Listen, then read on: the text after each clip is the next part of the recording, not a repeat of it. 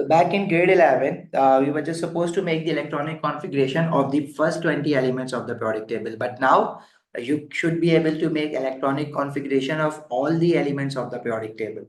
So how do you make the electronic configuration? You have in previously what you used to do, you just used to show the electrons that are present in the quantum shell. As for sodium, when you used to make the electronic configuration of a sodium element, it has total of 11 electrons. Its first shell holds 2 electrons. And then we used to study that the second shell onwards, no shell can hold more than 8 electrons. But now, you know that your third quantum shell can hold maximum of 18 electrons. Your fourth quantum shell can hold maximum of 32 electrons.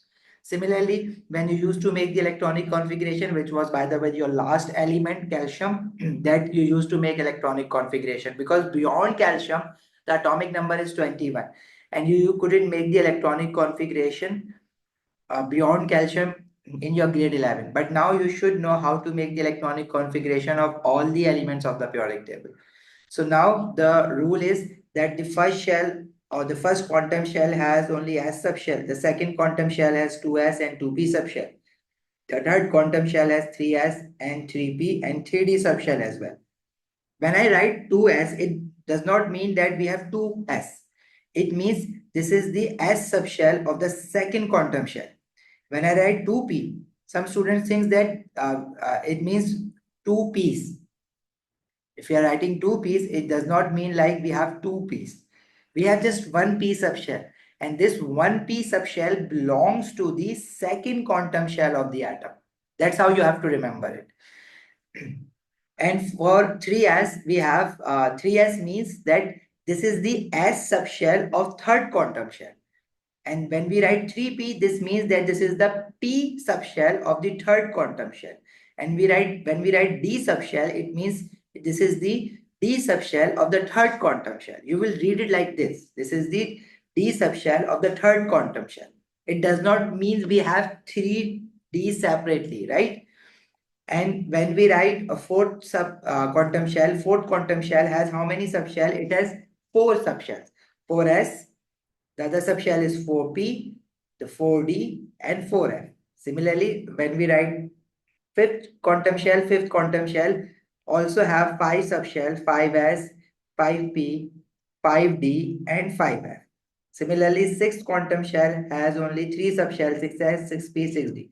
Seventh quantum shell has 2 subshells, 7s, 7p, and eighth quantum shell has only 1 subshell, that is 8s. Now we have to learn the rules to make the electronic configuration. So rules for making electronic configuration. Can you guys just recall the rules that you used to study back in grade 11 to make the electronic configuration? Can anyone of you just tell me? If you guys need me to open your mic, you can always open your mic, okay? You can, if you need to ask any question, and if you find it very difficult writing it on the chat, you just have to raise your hands and I will open your mic. Sometimes what happens that students' mic that it gets open by itself, or sometimes when you open your mic and you just forget to mute it, so we get a lot of background noises. And background noises are like anything that is happening around your home. So other students may listen it as well. So that's why I keep the mics mute. But if you need to ask anything, just raise your hands. I will open your mic. So is anyone telling me the rules to make the electronic configuration from grade 11? Rules for making electronic configuration. Those rules were very simple. We used to say that first shell of any principal quantum shell can hold up to maximum of 2 electrons. Second shell onwards, no shell can hold more than 8 electrons, right? Yes, you guys are right, Rida and Rayan. Now we have to slightly modify these rules, because the rules that we studied back in grade 11, I'm not saying that was the incorrect rule, that was the correct rule, but that was incomplete. Now we have to study the complete rule to make the electronic configuration. And now you know that third shell can hold maximum of 18 electrons, right? So that rule, where we used to say that no shell can hold more than 8 electrons after second shell, that rule is now null and void. So now you have to remember that third shell can hold up to maximum of 18 electrons. Fourth principal quantum shell or the fourth quantum shell can hold maximum of 32 electrons. Right? So whenever we have to fill the electrons in any quantum shell, what we used to do, we used to fill the inner shell first. The innermost shell is filled first, then we used to fill the second shell, and then we used to fill the third shell. Similarly, we will do the same thing, but first we have to fill the subshells of that particular quantum shell. Because if we see the first quantum shell, it has only S subshell. But as for second shell has 2s subshell as well as 2p subshell. So when you are going to add electrons into the second quantum shell, you have to make sure to first put or add electrons to the 2s and then add electrons to the 2p. So basically the rule is very simple. You have to fill the electrons as per the energy order of the orbitals. We do not have to remember the name of these rules, but just for the sake of understanding, I am writing you the name of this rule. The first rule is Aufbau's rule, because the scientist that gave us this rule was known as Aufbau's. That's why we say that this was Aufbau's rule. I'm telling you again that you do not have to remember the name of this rule. You just should know how to execute this rule. The statement of this rule states that orbitals, or in fact, write it like this: electrons in orbitals are filled first. Electrons in orbitals are filled first, but those orbitals which are at the lowest energy level will be filled first. So I think it's better if you write it like this. Lower energy orbitals, it would be much shorter. Lower energy orbitals are filled first. And how would you know which orbital is at the lowest energy? How do you know the order of the energy of the orbitals? Naturally, we say that the first quantum shell is most closest to the nucleus, so it must be at the lowest energy level.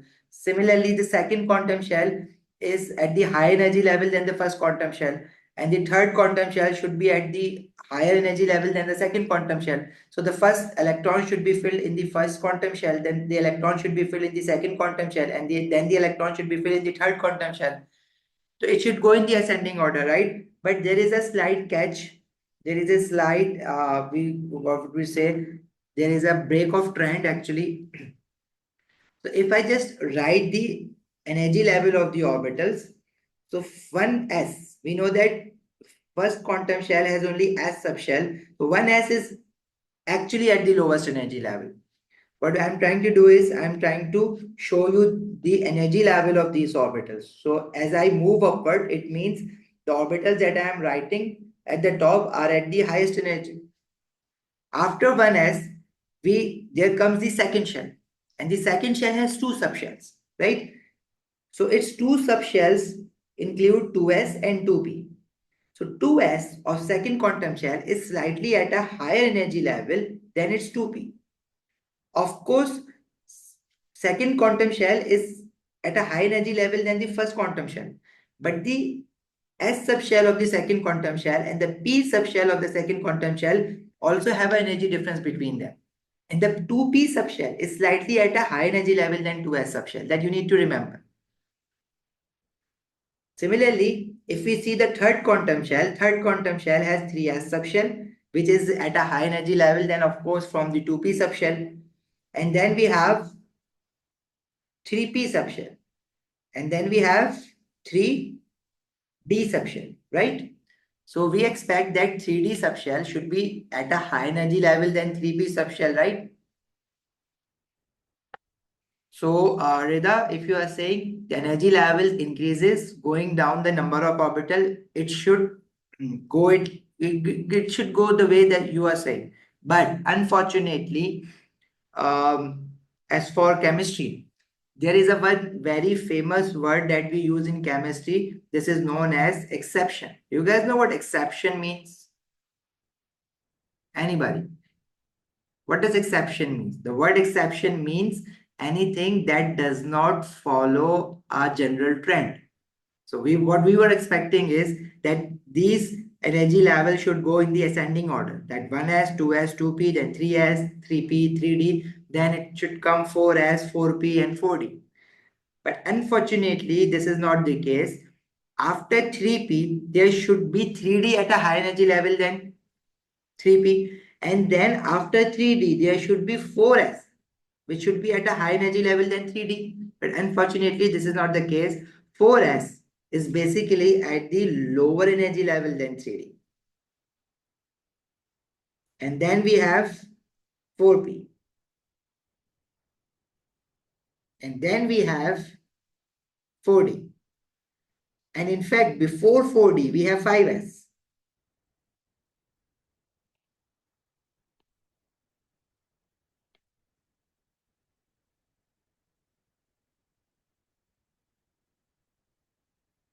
It goes something like this. So, are you guys having any questions regarding this? You guys must be wondering why this is happening. Yes, sure, Rida, you should write it down.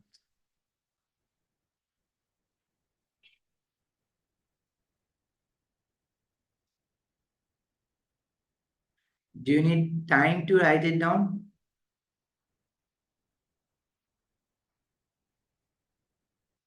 Okay.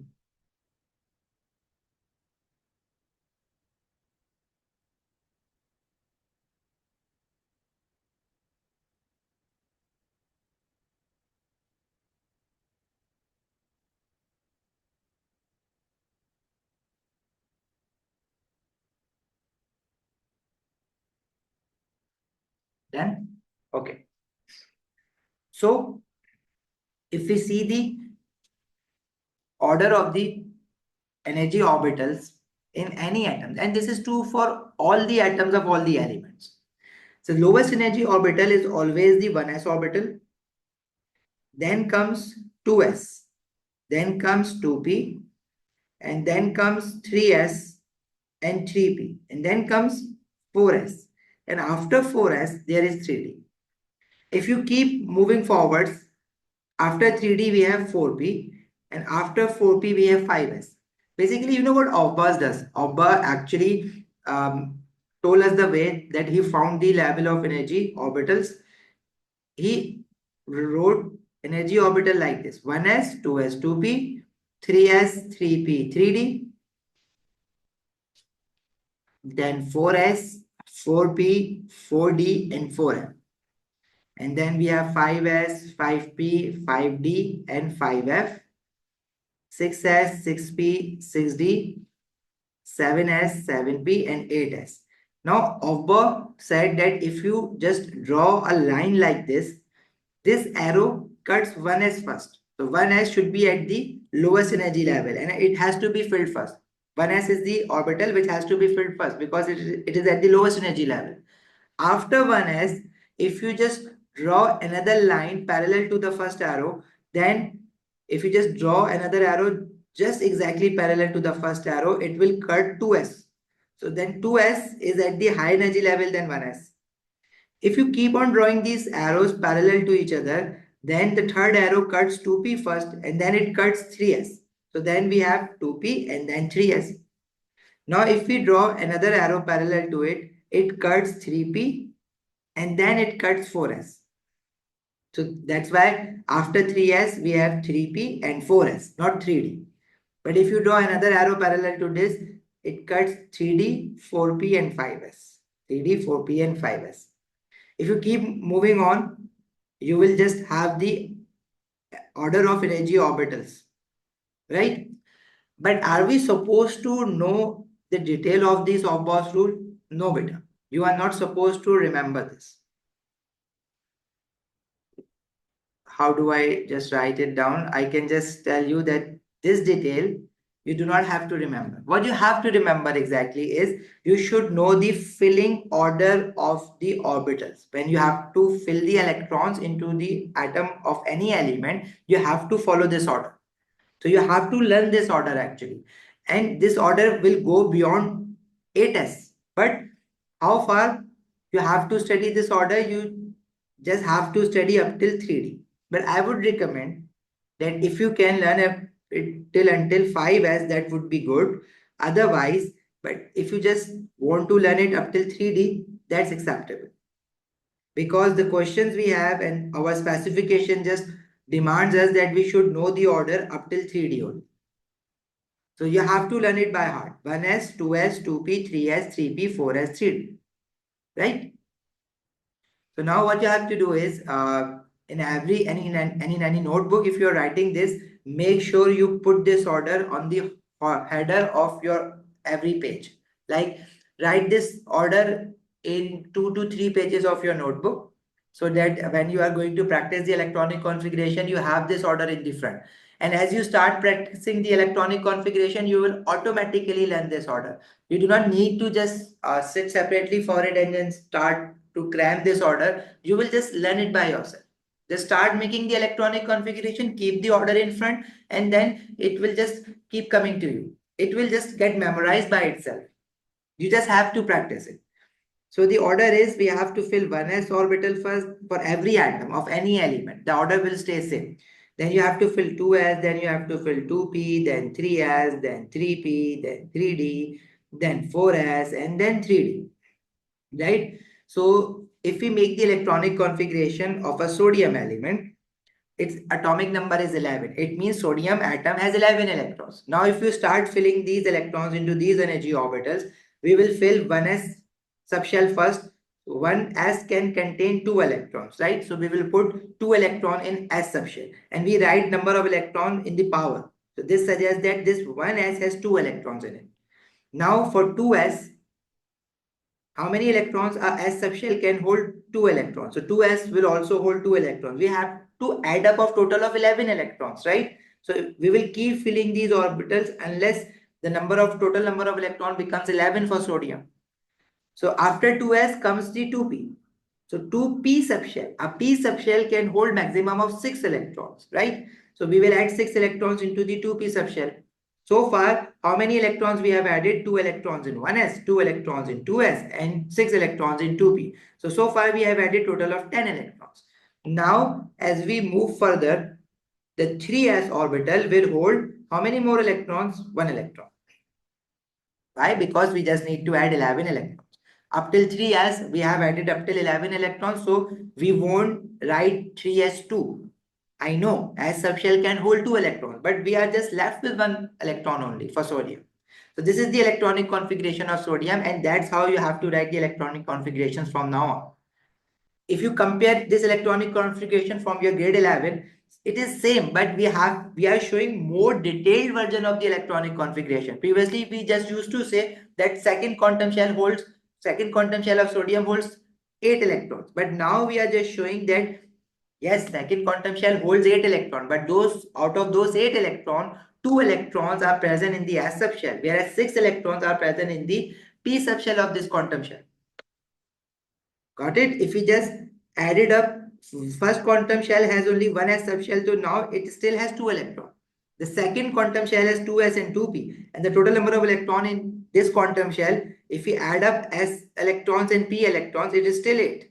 And the third shell has only s subshell and it has 1 electron. So the electronic configuration is same, but now we are showing the more detailed version of this electronic configuration. We are not just showing the number of electrons present in the quantum shell, but we are also segregating the electrons within the subshells of that particular quantum shell. Got it? Now, if I asked you to make the electronic configuration of a chlorine atom, its atomic number is 17. Now the order is still same: 1s, 2s, 2p, 3s, 3p, 3d. You have to fill the electrons as per this order of orbitals. Now in 1s, how many electrons a s subshell can hold? 2 electrons. If you just write it like this: 1s, 2s, 2p, 3s, you have to do some maths for now. Later on, I will tell you the trick how to make it as quickly as possible. But for now, you have to just add it up in your mind, or you can also use a calculator. That's up to you. So 1s can hold 2 electrons, 2s can hold 2 electrons, 2p can hold 6 electrons, 3s can hold 2 electrons. So far, how many electrons we have added? 2 plus 2 is 4, plus 6 is 10, and 10 plus 2 is 12. But we have to add up of total of 17 electrons. So we have to keep filling these orbitals unless it becomes 17 electrons. After 3s, we will have 3p. And 3p subshell will hold how many electrons? 6 electrons.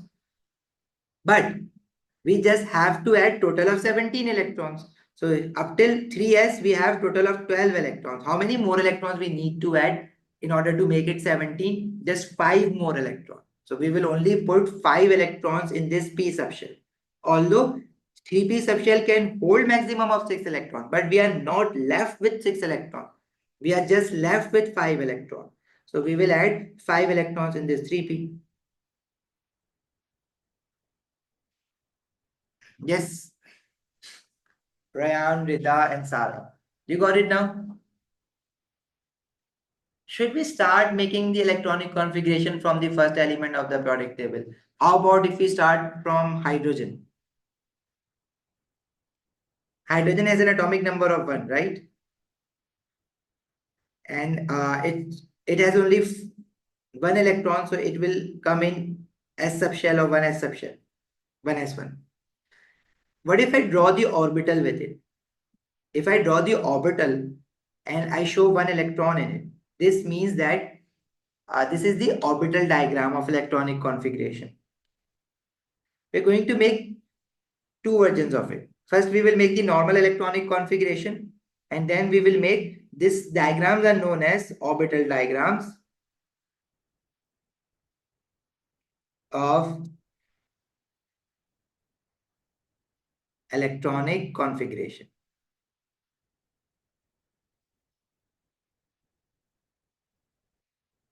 Now, after hydrogen, we have helium.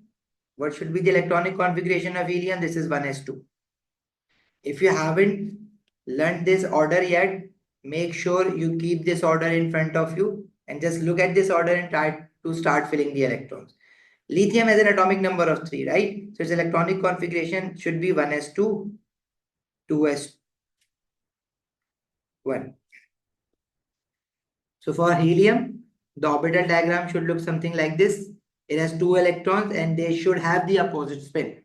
Make sure they should have the opposite spin. So there you have to draw 1 arrow upward and the other arrow downward.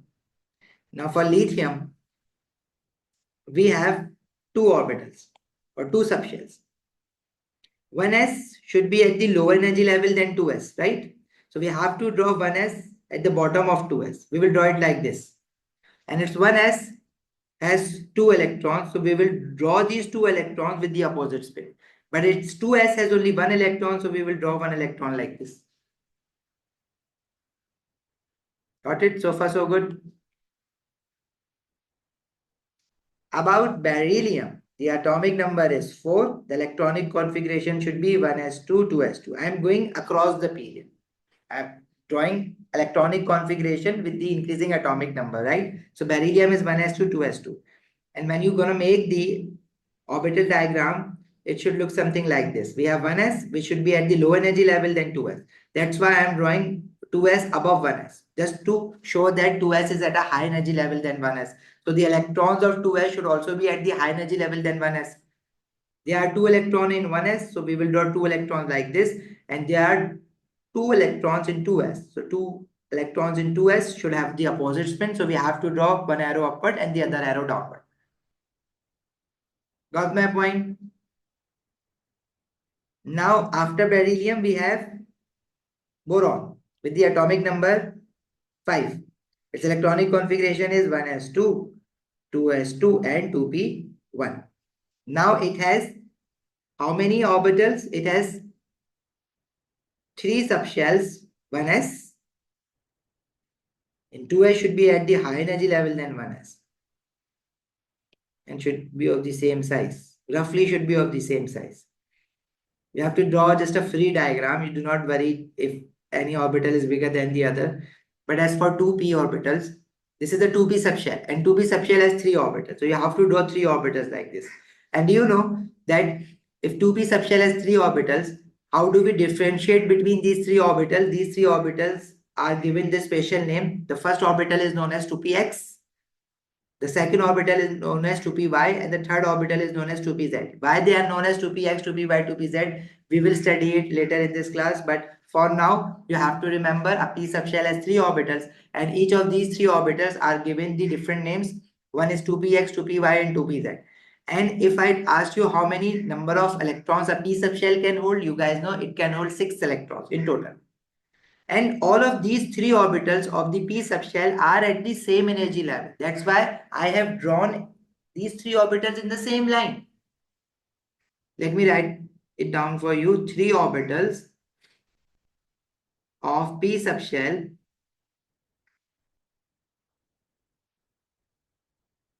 are have same energy levels.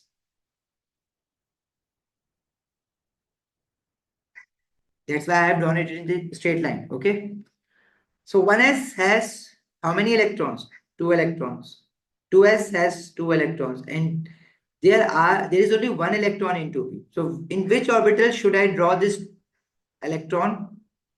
Any ideas? 2px. So whenever we have to fill any subshell which has more than 1 orbital, you will always start by filling from left to right. First, you will fill the 2px. Then you will fill 2py. And I'm going to tell you one more rule to consider over here. Let's first consider the electronic configuration of carbon. So carbon has an atomic number of 6. Its electronic configuration is 1s2, 2s2, and 2p2, right? We have to add up a total of 6 electrons. Now, if you make the orbital diagrams for carbon, it should be something like this. It has a 1s orbital.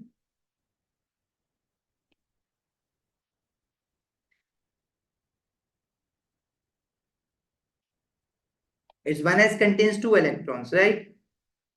So we have drawn 2 electrons with the opposite spin. Its 2s also contains 2 electrons. So again, those 2 electrons in the 2s are shown with the opposite spin. But as for 2p, there are a total of 2 electrons. And when we are going to fill the electrons in the subshell with more than 1 orbital, 1s has only 1 orbital, s subshell has only 1 orbital, but a p subshell has more than 1 orbital. That is, they have 3 orbitals. So whenever we are going to fill the electrons in the orbitals of a subshell that has more than 1 orbital, then each orbital is filled singly first. Actually, there is another rule to make the electronic configuration, and I am writing this rule as rule number 2. Again, you do not have to remember the name of this rule. You do not have to remember the statement of this rule, but you just should know how to execute this rule. This rule is known as Hund's rule, and it says that electrons in orbitals are filled singly first. Okay, so electrons in orbitals are filled singly first. So it means that if we have to add 2 electrons in the 2p subshell, the first electron that we're going to add should be in 2px, and the second electron that we are going to add shouldn't be in 2px, but it should be in 2py. So first we have to fill each orbital with 1 electron. Once we are done with all the 3 orbitals, then we will start filling the orbitals from left to right again. If you just keep moving forward, you will see it just in a while. For example, if you have to make the electronic configuration of a nitrogen atom has 7 electrons. Its electronic configuration is 1s2, 2s2, 2p3. So when we have to fill the orbitals,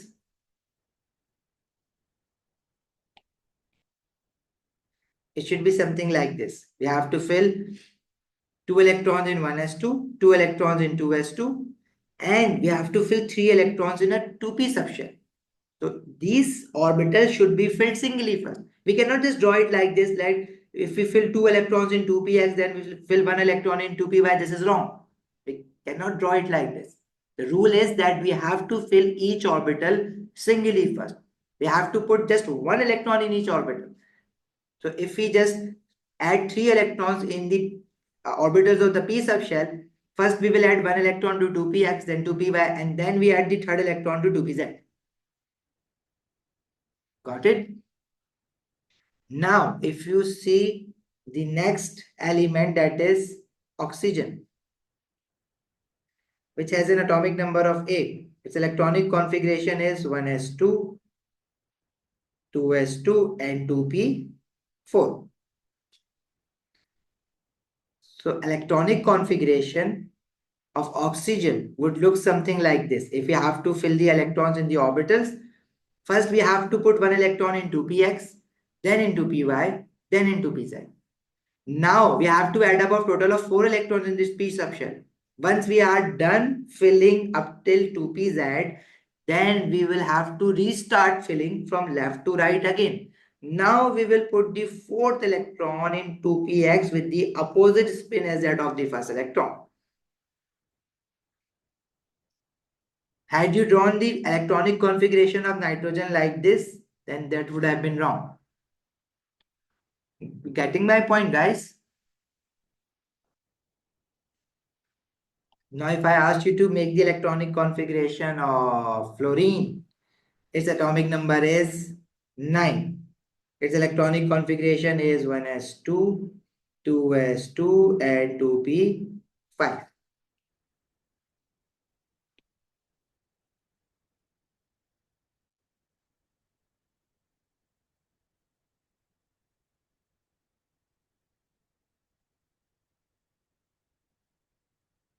So you have to fill up total of 5 electron in its p subshell. So we will add up electron like this: 2px 1 electron, 2py 1 electron, 2pz 1 electron. Then the 4th electron to be filled again into px and then into py.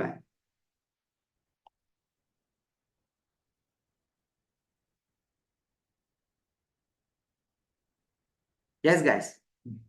You have to confirm me. Is someone leaving and coming again? I think sometimes I see 4 spirits. Then is there a network issue with you guys?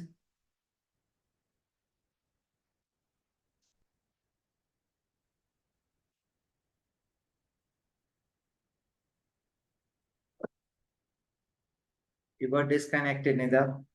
Okay. Wait, does it happen in every class, or it's just today your internet is being weird? Just today, okay. Okay. So after fluorine, we have neon. Should I leave this as your homework? Electronic configuration is 1s2, 2s2, 2p6. If you guys just confirm me if you got the idea.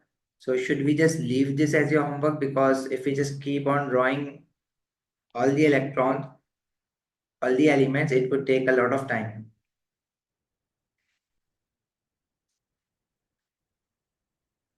Okay. So how about if I just what if I just make the electronic configuration and leave the spaces so that you can make the orbitals by yourself? Okay. After neon, we have sodium. Its electronic configuration should be 1s2, 2s2, 2p6, 3s1. After that, we have magnesium. Electronic configuration is 1s2, 2s2, 2p6, 3s2. Then we have aluminium. Its electronic configuration is 1s2, 2s2, 2p6, 3s2, and 3p1. Then we have silicon. Its electronic configuration is 1s2, 2s2, 2p6, 3s2, and 3p2. Do you guys notice that I am very fast in making this electronic configuration? How come? I'm not adding up these electrons in my mind actually. Let's say if I'm drawing the electronic configuration of phosphorus, I'm not adding up those electrons. I'm not seeing up till I reach 15. I'm not counting the electrons like 1s2, 2s2, 2p6. Now we have added a total of 10 electrons. It means I have to add 5 more electrons. Then after 2p, 3s gets filled. So now if we add 2 electron in 3s, so it becomes 12 electrons, and after 3s, 3p gets filled. So now we just have to add, we have already added up till how many electrons? 12 electrons. Now we have to add 3 more electrons to make it 15. So I will write it like 3p. Okay, so Rida, you think I have memorized it? Okay, fair enough. You can say that because I've been teaching for long, knowingly or unknowingly, I have memorized it. Sarah is saying that I'm just increasing 1 electron, so it's not a big deal. But what if, Sarah, if you just randomly ask me throughout the periodic table to make the electronic configuration of any element, I'll still make it this fast. And I'm telling you, I haven't memorized it. Let's say if you ask me to make the electronic configuration of a krypton atom, the krypton has an atomic number of 36. I can make this electronic configuration this fast as well. 1s2, 2s2, 2p6, 3s2, 3p6, 4s2. After 4s, it comes 3d. It has 10 electron. But after 3d, if you further keep moving forward, it will have 4p6. I haven't memorized it. I'm not counting it. Method memorized. Nine. Let me tell you actually how I'm actually drawing the electronic configuration. I actually know where I have to stop while making the electronic configuration. I have obviously I have memorized the filling orbital, but I know where to stop. And how do I know where to stop? Because if you see the periodic table, there is a good catch in the periodic table. Let me show you something very interesting. Where is your periodic table? Oh, okay.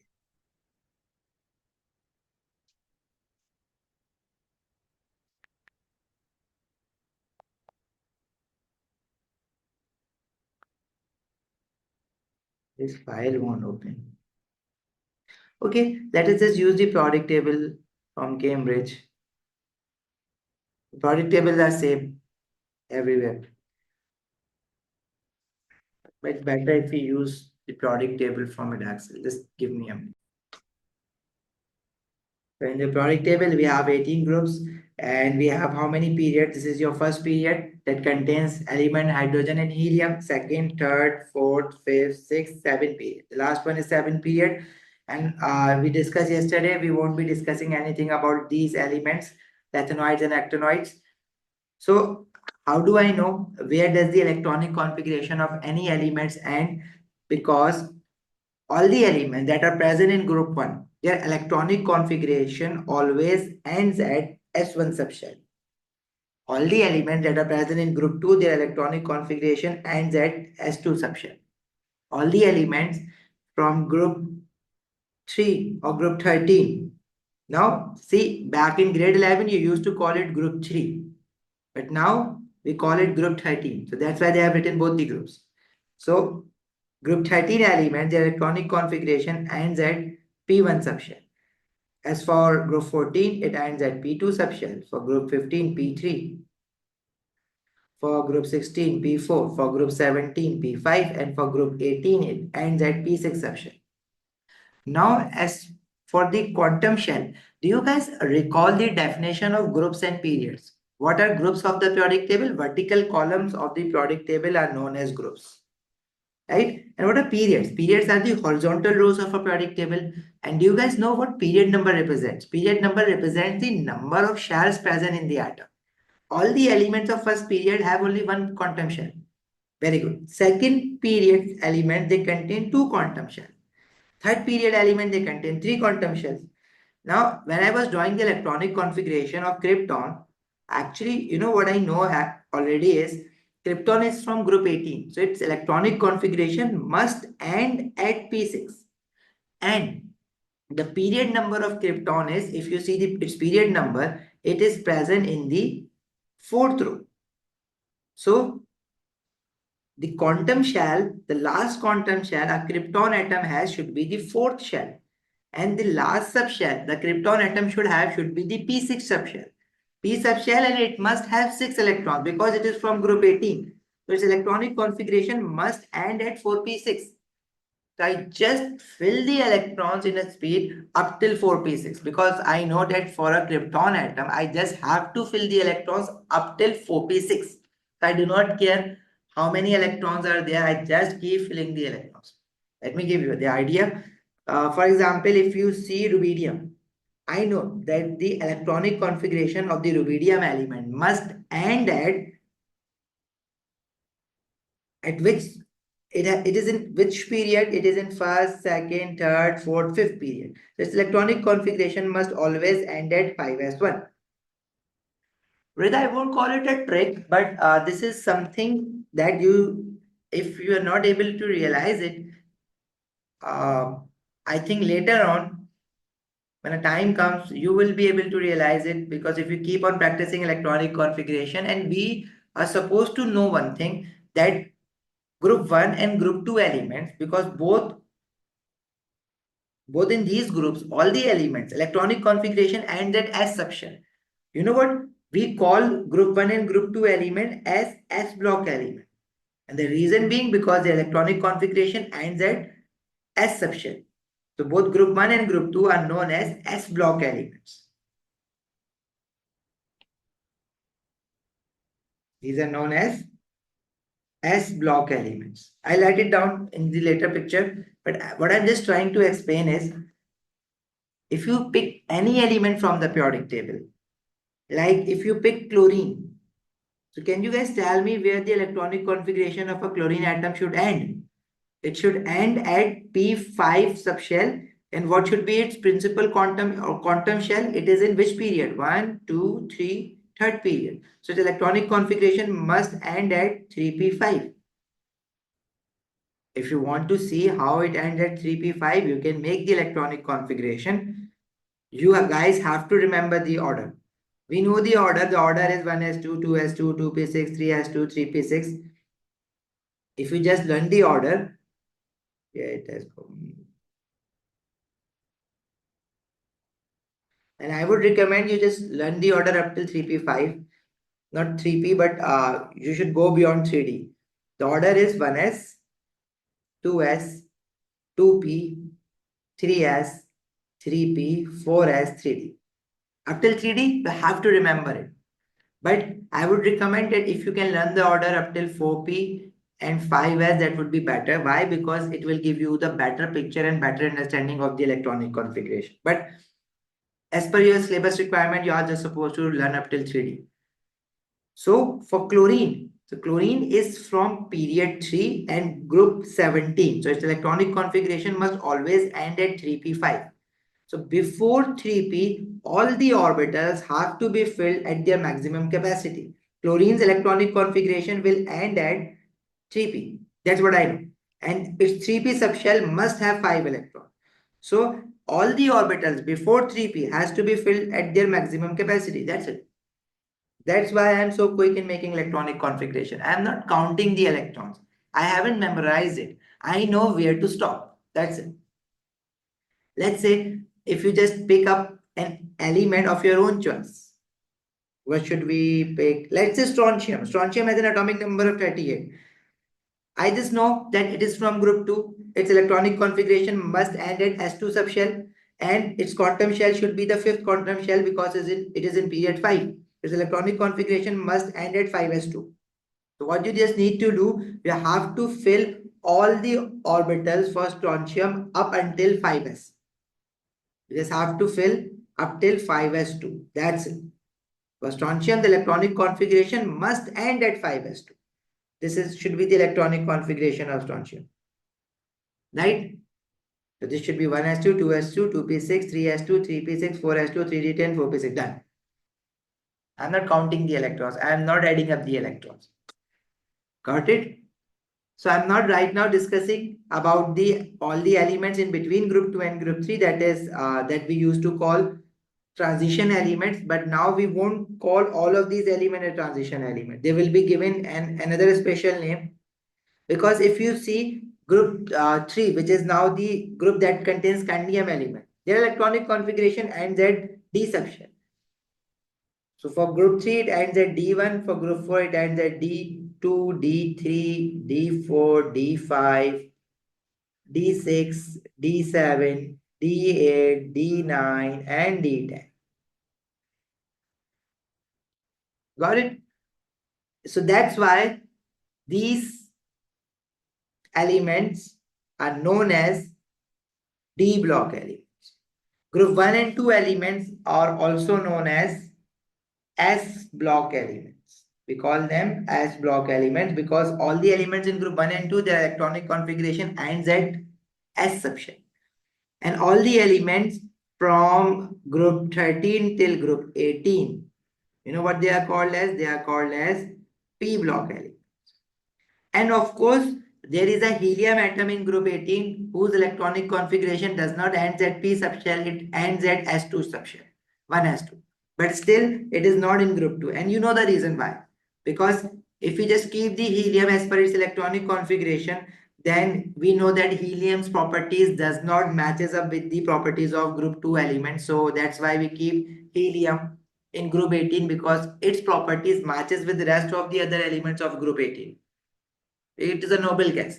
So helium does not follow this trend. And as for hydrogen, hydrogen electronic configuration ends at 1s1. So as per its electronic configuration, it should have been kept in group 1. But we won't because we know that hydrogen is not a metal and we give a priority to the chemical properties rather than these trends.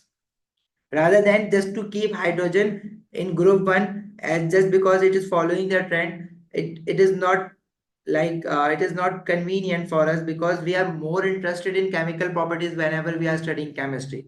So we say that just keep the hydrogen separate from all the groups and just keep the helium in group 18 because its properties matches with group 18 elements. If you want to keep helium in group 2 because you are saying that it should follow the trend of electronic configuration, then that is not justified because there is something more important than trends and that thing is the chemical properties. So we should keep helium in group 18 rather than group 2. So elements from group 13 till group 18, they all are known as P block elements. Group 3, if you are saying group 3 to this group, scandium's group, then this is the D block. See, there is a difference because previously you used to say this as group 3. But now, in fact, previously in grade 11, you do not use to give group numbers to these elements in between group 2 and group 3. The one we are calling D block elements now. So if you are calling this one as group 3, now this group from group 3 till group 12, they are known as D block elements. Now the group 13, which is the aluminum's group. Previously, you used to call it group 3, but now it is known as group 13. So all the elements from group 13 till group 18 are P block elements. So you guys got my point? And what about the elements below it? Actually, their electronic configuration ends at F block. But again, we are not supposed to learn about these. So we won't just go into detail of this, but just for your information, these are F block elements because their electronic configuration ends at F subshell. It ends at F1, F2, and so on. But we have badly friend-zoned these elements, and we won't be studying about it in the completed Edexcel syllabus, so you do not have to worry about F block elements. Got it? So far, so good. Anything that you guys need to ask? And you guys have the homework. You have to complete the electronic configuration and the diagram of orbitals of electronic configuration up until krypton. It's better if you guys can complete up till krypton, but just leave the first row of D block element. Do not make the electronic configuration of the D block elements for now because I will teach you myself in the coming class.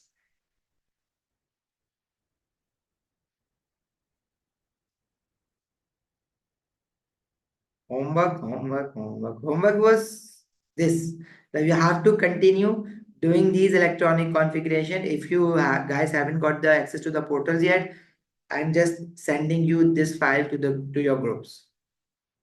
Got it? You have to keep on making these electronic configuration up until krypton atom with the atomic number 36, and you have to draw these orbital diagrams as well.